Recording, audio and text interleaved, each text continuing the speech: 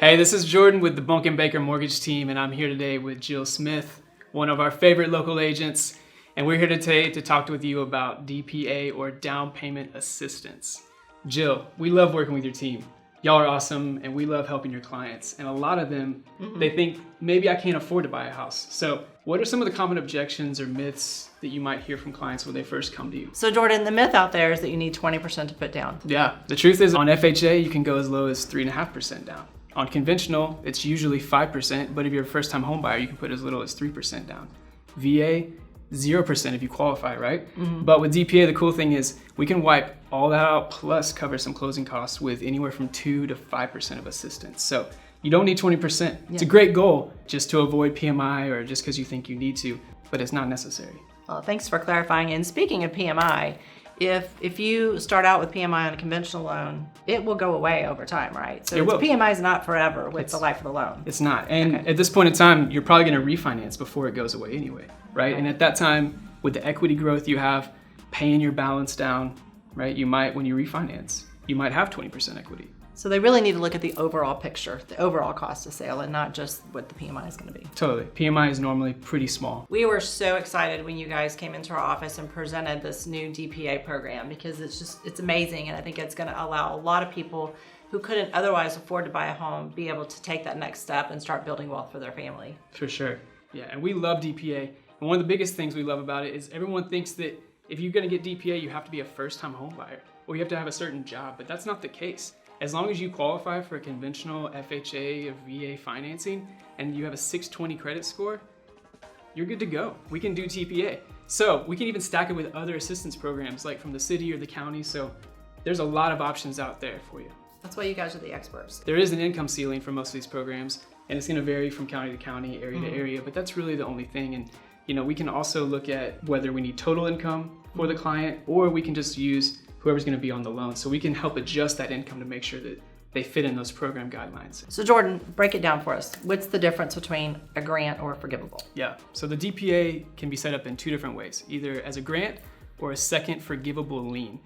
And that can sound complicated, but it's really not. Most clients go with a second lien option simply because the rates are better.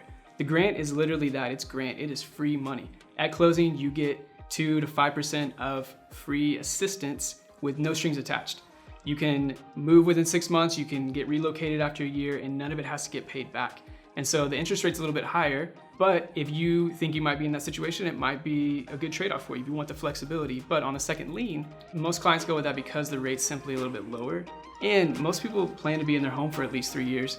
And right now, at this point in time, we do think most people are gonna refinance in the next 3-ish years. So the second lien really makes sense for a lot of people. It has that forgivable strings attached. So after 3 years, if you don't refi, you don't sell the home, then it's fully forgiven, the liens goes away, and you don't have to pay it back. And that's also 2 to 5%, and that's of the purchase price, right? It's not of the purchase price, good question. It's of the total loan amount. Once we know what you qualify for, we give you all the options, help advise you through them, and really decide which one's the best path. And how long, like if I refer somebody to you today, how long does it take for you to qualify them? 20 minutes? No way. Yeah, no. Yeah, once we get a full app, we'll go through, we'll make sure everything looks right. Okay. And then we'll ask any questions we have. We'll get documentation to verify that stuff. But if the client's ready to go, we can have a pre-qual ready, have their options picked out, know which DPA they're qualified for.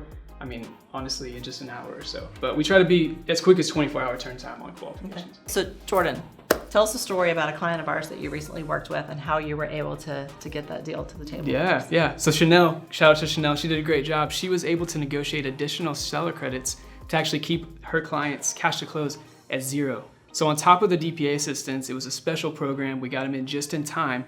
Chanel negotiated an additional, I think, $5,000 to keep their cash to close at absolutely nothing. So totally life-changing. And that's why you need a great agent. You need a great team that's gonna know the market, know how to negotiate, and you need a lender that's able to access these kind of programs. Cool. Well, that's awesome. We are so excited about this program and just getting the word out to potential buyers. Just, we want to make sure everybody knows you don't have to have 20% down to buy a house.